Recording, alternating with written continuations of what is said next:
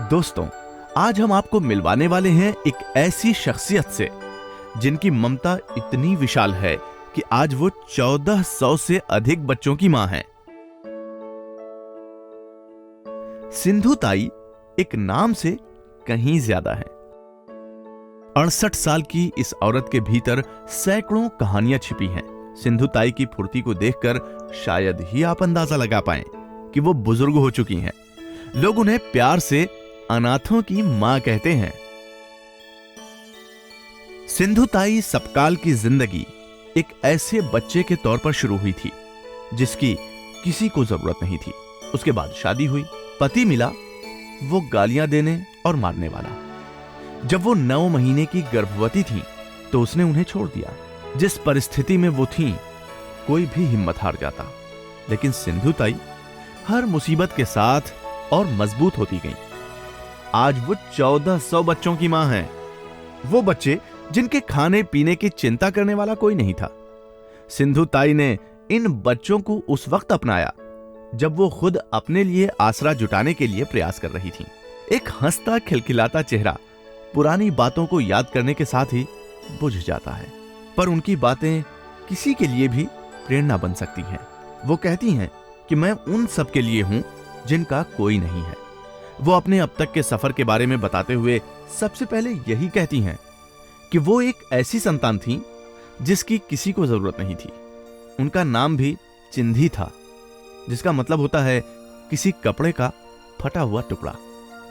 हालांकि उनके पिता ने उनका पूरा साथ दिया और वो उन्हें पढ़ाने के लिए भी आतुर थे, पर 4वीं कक्षा के बाद वो अपनी पढ़ाई पूरी नहीं कर सकी। उन पर परिवार की जिम्मेदारी आ गई और बाद में कच्ची उम्र में ही शादी कर दी गई। 10 साल की उम्र में वो 30 साल के आदमी की पत्नी थी।